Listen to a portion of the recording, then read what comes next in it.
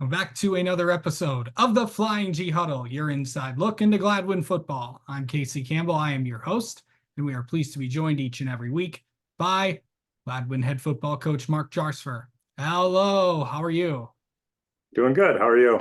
I'm doing well. We are officially through the first week of the high school football season, and it started out for Gladwin with a win, 44-16 over Flint Carman Ainsworth. Before we go through the game, it's always good to get a win week one. Yeah, absolutely. Certainly better than a loss, right? Right. And just like, you would expect after week one, there's lots of positives, some things to clean up. But, like you said, a win is certainly better than a loss, with all those things considered. Yeah, for sure. All right, let's go through after a scoreless first quarter. Gladwin picked things up in the second. A 10-yard run by Preston Willard to get Gladwin on the board, and also picked up a 2-point conversion as well to make it 8-0. And then after that, Trace Corlew picked up a 16-yard pass from Colton to score again, and then a field goal made it, an extra point made it 15-0. Then to make it 23-0, Colton took it into the end zone for a 2-yard run. Then a very successful 2-point conversion to make it 23-0. And then Christian Vorse, a sophomore, made a 15-yard run and to make it 30-0. And then Colton Finnegar threw a pass to Trace Corlew, an 18-yard pass to make it 37-0. And then Colton threw a 20-yard pass to Trace Corlew to make it 44-0 at the end of the second quarter. Yeah, that was a wild box score to look at, right? Like 0 points in the first quarter, and then 44 points of offense in the second quarter is something that has probably rarely been done, I would assume. And a big part of that was just our defense playing really well, and getting us some short fields and those sorts of things. We only ended up with 205 yards of offense, which is crazy, especially when you have, 44 points in a final. But like I said, they had gone for it a couple times in their own end. They had kind of a botched punt in there. And so, most of those drives started on their half of the field. And we were able to capitalize on those and put up a pretty sizable lead, with it being 44-0 at halftime. Yeah. And then in the third, and then Carman Ainsworth did get on the board with 2 touchdowns, one in the third quarter and one in the fourth quarter, but it would not be enough as Gladwin would prevail 44-16. Yeah, so a good Carman Ainsworth team coming into Gladwin, but overall takeaways from the game. Yeah, like I already mentioned, we knew that there would be early season mistakes and missed assignments and little things like that here and there. But our big emphasis was on avoiding penalties and avoiding turnovers. And as far as turnovers go, we had just 1 turnover on downs, which was a thing where we weren't supposed to have a play, but there was some miscommunication stuff going on there. And so on the hard count, we have accidentally snapped the ball, which wasn't ideal, but luckily our defense was able to stand up and we didn't have to really pay for that. Other than that, we had no true turnovers as far as interceptions or fumbles or those sorts of things. And then penalties were really for us kind of kept to a minimum. And so, I think we had under 50 yards of penalty yardage. And so when you look at those 2 stats going into a week one, that's where our emphasis was. And I thought that we fared pretty well in both of those categories.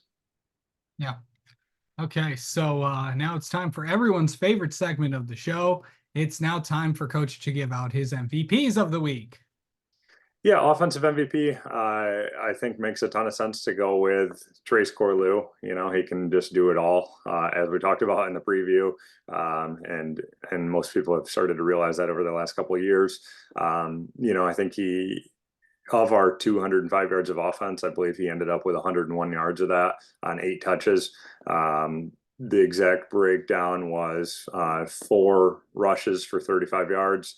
And then he had 4 receptions for 66 yards and 3 touchdowns. And so, and then in there, it wouldn't count as an offensive thing. It'd be more special teams, but also had 2 successful 2-point conversions, one where he ran it in and one where it looked kind of like a video game. He was scrambling around to the right, came back to the middle, broke some tackles, spun around for a little bit, looked like he was heading in around the left edge, and then kind of pulled up and threw it to Jaden Miskey. And so, as we've talked about before, just an incredible player, and we're glad that he's on our team.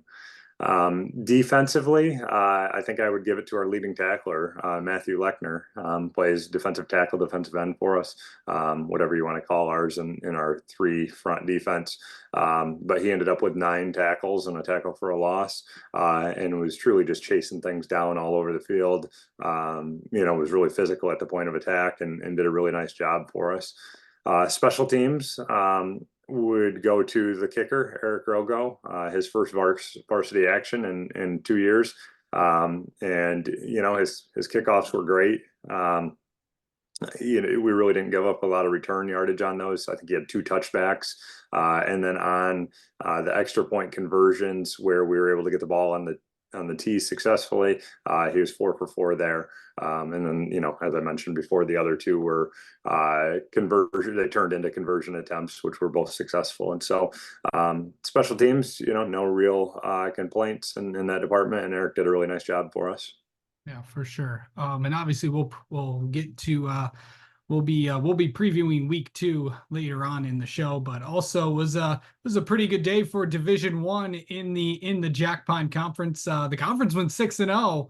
All 6 teams ended up winning. So once again, obviously we'll get to conference play in week 3, but a pretty good start for the newly formed Jack Pine Conference. Of course, as we mentioned before, 6 teams in Division 1. I'm not sure. I believe 6 teams in Division 2. Yep. So 6 in both. Yeah. And so, like I talked about in that preview show, that I truly do believe that in Division 5, Division 6, that the Jack Pine is going to be one of the best, if not the best, D5, D6 conferences in the state, for, our Division 1 side. And so I think that proved to be the case, with Ogama knocking off, the defending state champs and Ubley, Standish beating Boyne, lots of other good competitive teams in there where Division 1 was able to come out with the wins. So we're excited for that challenge when we get there. But we got our own challenge coming up this next week with Beaverton and trying to get Butch back as well. Absolutely. Well, obviously we'll talk about getting Butch back later on in the show. But yeah, we also got to talk about how the JV team did this week. Time for the JV team update. Yeah, the JVs got off to a 1-0 start as well. They had to travel down to Flint to play Carmen Ainsworth on the road, and they came away with a 26-18 victory.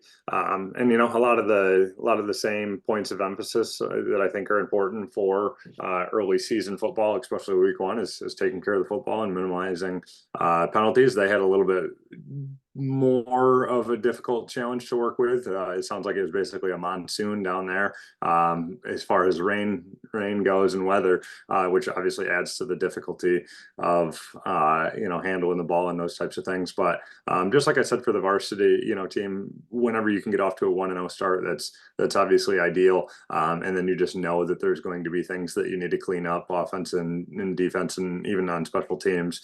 But doing that 1-0 certainly has a better feel to it than the alternative. Yeah, for sure. And now, so of course, kind of going in from that, now you get to talk about I know we highlighted a lot of people of these people last week, but the middle school side of things, just a reminder, when do they start, or have they started? Yeah, so their practices are underway. The first game is scheduled for September 11th against Saginaw White Pine Middle School. So that's coming up here, pretty quickly. Got to get through this week, and then they play the following Wednesday. And so, we're just working through with them and trying to get them up to speed the best that we can to put them in the best chance that they can be successful in that week 1 matchup. Okay. All right. Now it's time to talk about a staff member this week. Yeah, I'm gonna go with a unique one. This week it's going to be Brody Varellen. And so actually he is a student at Gladwin High School. He had always played football, all the way through. This offseason, he's a tremendous basketball player. And so this offseason playing in some basketball action, he had a pretty serious leg injury and that, prevented him from being able uh, to really get into our off-season stuff and whatever for football. And so he wanted to stay involved in some capacity. And so he's been doing a lot of different things for us. And he's at practice every day.